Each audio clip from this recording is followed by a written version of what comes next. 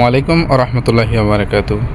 আমি বর্তমানে দুবাইয়ে আছি। দুবাই ট্যাক্সি কর্পোরেশনে এসেছি।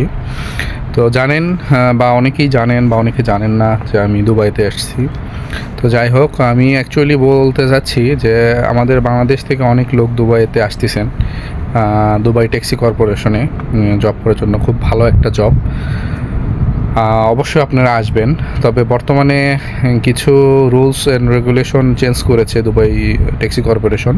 যেমন লাইসেন্স নিজের টাকায় করতে হচ্ছে, যেগুলো আমাদের সব কিছু কোম্পানি বহন করতো সেটা এখন তার নিজের বহন করতে হবে। হ্যাঁ, তো আমি আসছি বর্তমানে এখন বেলহাসা স্কুল। আমি এই যে স্কুল থেকে ড্রাইভিং প্রশিক্ষণ নিচ্ছি, আমি বর্তমানে সেই স্কুলে আসছি। এটা হচ্ছে আমার স্কুলের করিডর। এখানে অনেক গাড়ি রাখা আছে। আমি এখান থেকে ড্রাইভিং শিখতেছি। আশা করা যাক আমি দুবাইতে সহি সালামতে লাইসেন্সটা নিতে পারি, যেন আপনারা সবাই দোয়া করবেন। আর আমি দুবাইতে কিভাবে আসছি সেটা অ্যাকচুয়ালি আপনাদেরকে বলার জন্য আসলে আমার এই ভিডিও করা। হঠাৎ করে আমার একদিন ভিডিও দেখতে দেখতে মনে হলো যে দুবাই ট্যাক্সিতে লোক নিচ্ছে, দেখি কি পরিস্থিতি। অনেক ঘাটাঘাটি করার পর দেখলাম যে না, আসলে আসা যায়, ইনকাম ভালো আছে, সব কিছু মিলিয়ে 1 লাখের ওপরে ইনকাম করা যায় আর কি দুবাই ট্যাক্সিতে। তো অনেক বিশ্লেষণ করে আর কি আমি দুবাই ট্যাক্সিতে আসছি।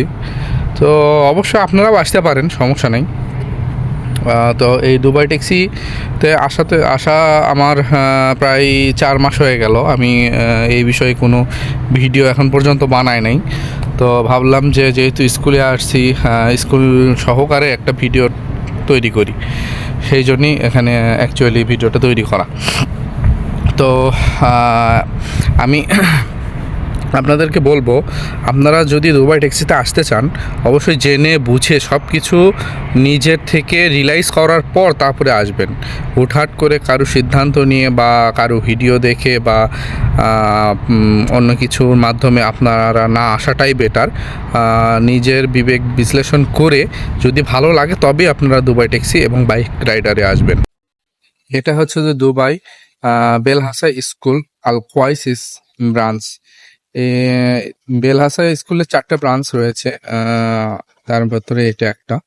তো আমি আজকে আসলে আমার নাইট ক্লাস আছে, আমি নাইট ক্লাস করার জন্য আসছি। এই হচ্ছে ব্যাপার। আপনারা একটা ভালো করেই জানেন যে দুবাইয়ে লাইসেন্স পাওয়াটা কতটা কঠিন। যারা জানেন না বা জানেন, সবাইকে বলছি, দুবাইয়ে আসলে লাইসেন্স পাওয়াটা সো টাফ।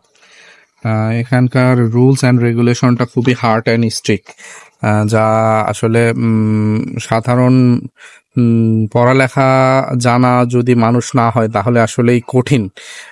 ইংলিশগুলো অনেক হার্ডফুল ইংলিশ।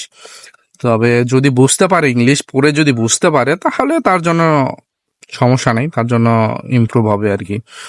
তো এই হচ্ছে যে দুবাইয়ে আসা। আর আমি আসছি, আসার পর থেকে প্রথমে আমার ইংলিশ টেস্ট হয়েছে একটা।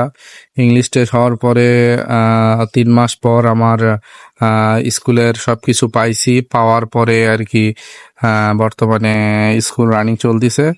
এরপরে ইংলিশ হওয়ার এই লাইসেন্স পাওয়ার পরে আমাকে আবার পিটিএ করতে হবে, ই টেস্ট এর জন্য আবেদন করতে হবে।